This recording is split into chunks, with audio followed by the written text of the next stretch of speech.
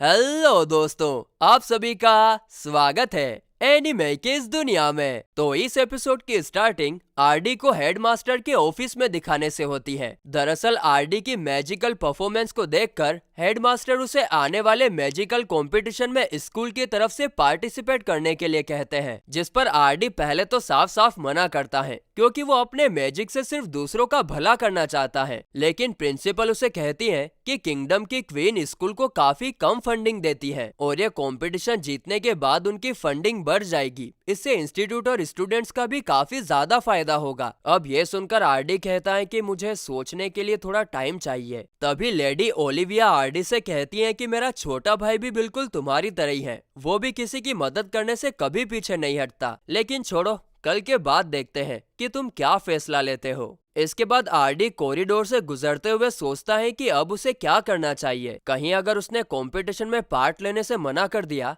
तो हेडमास्टर उसकी scholarship cancel ना कर दे। अब वो ये सब सोच ही रहा था कि तभी जेनी वहां आकर डायरेक्ट आरडी को अपने साथ डेट पर चलने के लिए पूछती है, जिसे सुनकर अपना आरडी, जिसने आज तक किसी लड़की के साथ ठीक से बात नहीं की, वो थोड़ा सा नर्वस होने लगता है और इसी कारण से वो जेनी को मना करने के बारे में सोचता है। लेकिन जेनी का इतना क्यूट सा चेहरा देखकर अपना सख्त लोंडा पिघल जाता है और तुरंत मान जाता है। और तभी रीना वहां आकर उन दोनों के साथ डेट पर जाने की जिद करने लगती है, जिसे देखकर जेनी उसे अपने साथ लेकर जाने के लिए मान जाती है, क्योंकि उसका मानना था कि आरडी जैसे कूल बंदे को किसी एक लड़की के साथ नहीं बल्कि ग्रुप ऑफ गर्ल्स के साथ डेट पर जाना चाहिए। जिसे सुनकर रीना तुरंत ऐसा करने से मना कर देती है, जिसके बाद वे तीनों मस्त तैयार होकर मार्केट में मिलते हैं और फिर थिएटर में एक प्ले देखने के लिए जाते हैं। तो वहीं प्ले के दौरान दोनों लड़कियां आरडी से चिपक जाती हैं और उनकी बॉडी को देखकर आरडी के सोए हुए अरमान खड़े होने लगते हैं। लेकिन तुरंत वो अपने इमोशंस पर कंट्रोल करता है। तभी उसे एहसास होता है कि थिएटर में जो प्ले चल रहा है वो दरअसल उसकी पास्ट लाइफ जैसा है, जिसमें लाइडिया और उसका अफेयर दिखाया जाता है। जिसे देखकर आरडी मन में कहता है कि लाइडिया कभी भी ऐसी नहीं थी। तभी हमें फ्लैशबैक में दिखाया जाता है कि रियल लाइडिया प्ले में दिखाई गई लाइडिया से एकदम अपोजिट है।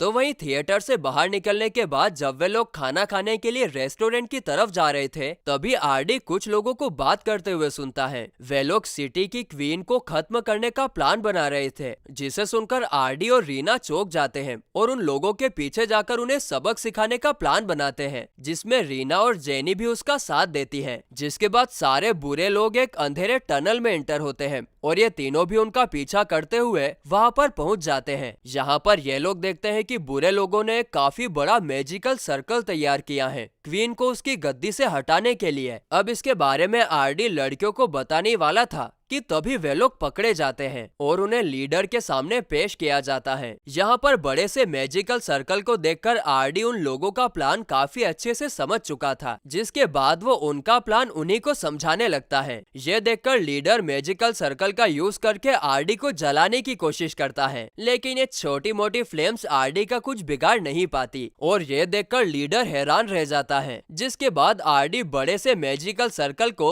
एक ही मैजिकल हमले से डिस्ट्रॉय कर देता है, जिसे देखकर बुरे लोग समझ जाते हैं कि आरडी कोई मामूली इंसान तो नहीं है। लेकिन इसके बावजूद लीडर आरडी और लड़कियों को मारने की धमकी देता है, जिसे सुनकर आरडी कहता है कि तुम लोगों में इतनी ताकत नहीं है कि तुम मुझसे हाथापाई कर सको। जिसके बाद वो चुटकी बजाकर सभी लोगों पर लाइटनिंग से अटैक करता है, जिसके चलते लगभग सभी बुरे लोग बेहोश होने लगते हैं। लेकिन लीडर अभी भी होश में था और काफी ज्यादा गुस्से में भी। जिसके बाद लीडर अपने असली रूप में यानी कि डीमन का रूप लेता है और फिर लाइटनिंग बर्स्ट का यूज करके वहां पर एक टनल बनाता है और फिर वहां से उड़ते हुए बाहर निकल जाता है। अब ये देख आरडी उसके पीछे जाने का कहता है, लेकिन लड़कियां कहती हैं कि वो एक डीमन है, वो उड़ सकता है, हम इंसान हैं, हम नहीं उड़ सकते। जिस पर आरडी कहता है कि बाकी इंसानों का तो पता नहीं, लेकिन मैं तो उड़ सकता हूँ। जिसके बाद वो उड़ते हुए डेमन के पीछे जाता है और ये देखकर दोनों लड़कियां तो वहीं डीमन ऊपर आने के बाद एक छोटी सी बच्ची को किडनैप कर लेता है, जिसे देखकर सिटी के बाकी सारे लोग इधर उधर भागने लगते हैं। तभी आरडी बाहर आता है और ये सब देखकर मन में कहता है कि डीमन का डर अभी से लोगों में फैलने लगा है और अब मेरे पास और कोई चॉइस नहीं बची है। जिसके बाद वो ऊंची आवाज में सभी लोगों को अपना और अपने पेरेंट्स का नाम बताते हुए कहता है कि आप सभी लोग उन्हें जानते ही होंगे, इसीलिए घबराने की कोई बात नहीं है, अब मैं आ गया हूँ। जिस पर डेमन कहता है कि क्या तुम्हारा दिमाग काम नहीं कर रहा है? मेरे पास एक लड़की होस्टेज है। जिस पर आरडी कहता है क्या बात कर रहे हो, दिखाओ जरा, मुझे तो कोई लड़की नहीं दिख रही। तभी रिवील होता है कि लड़की को किडनैप करना ये सब आरडी का एक इल्यूजन था, जिसे देखकर डीमन दंग रह जाता है कि कोई इंसान इतना ज्यादा ताकतवर कैसे हो सकता है। इसके बाद डीमन आरडी पर अटैक करके वहां से भागने की कोशिश करता है, लेकिन आरडी उसे कहाँ छोड़ने वाला था। वो फ्लैश ऑफ बेबीलोन का यूज करके डेमन को हमेशा हमेशा के लिए खत्म कर देता है। इसके बाद जिस बच्ची की जान आरडी ने बचाई थी उसकी माँ आरडी को थैंक्स बोलती है और आसपास के भी सभी लोग आरडी की तारीफ करने लगते हैं। वो कहते हैं कि आज हमने ग्रेट मैजिशियन पेरेंट्स के बेटे की मैजिकल पावर देखी जो कि काफी ज्यादा खतरनाक है। और फिर सभी लोग आरडी को हवा में उछालने लगते हैं, जिसे देखकर रीना और जेनी कहती है कि शायद हमने कुछ तो मजेदार मिस कर दिया,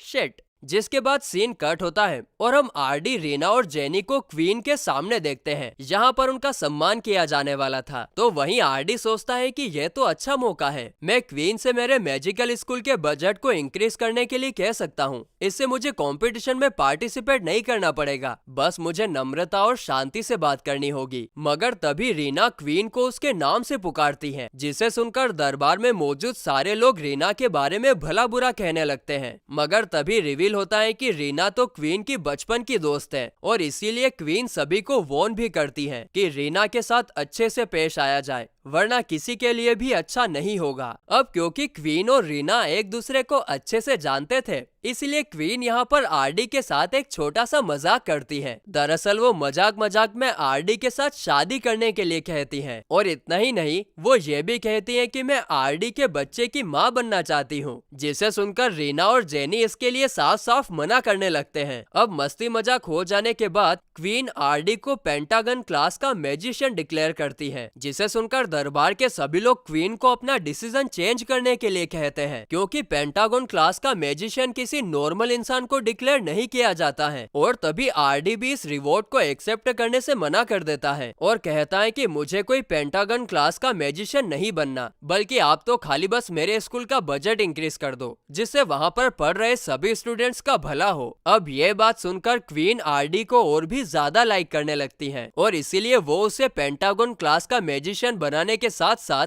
स्कूल का बजट भी इंक्रीज कर देती है। और क्वीन यहीं पर नहीं रुकती, इसके बाद वो रीना को भी पेंटागन क्लास का मैजिशियन डिक्लेयर करती है और जेनी को भी ट्रायंगुलर क्लास का मैजिशियन बना देती है। साथ ही में वो उन लोगों को अपने पर्सनल बॉडीगार्ड की टुकड़ी को भी ज्वाइन करने के लिए कहती है। अब ये सब सुनकर आरडी उदास हो जाता है, क्योंकि उसे लोगों के बीच पॉपुलर होना जरा भी पसंद नहीं था। तभी सीन कट होता है और हमें बुरे लोगों की मीटिंग दिखाई जाती है। वे लोग आरडी के बारे में ही बात कर रहे थे कि वो काफी ज्यादा पावरफुल है। साथ ही में हमें यहाँ पर ये बात भी पता चलती है कि उन लोगों के पास कोई तो काफी खतरनाक मॉन्स्टर है, जिसका इस्तेमाल वो क्वीन को मारने के लिए करने वाले हैं। और फिर गाइस, इसी के साथ ये एपिसोड यहीं पर खत्म होता है।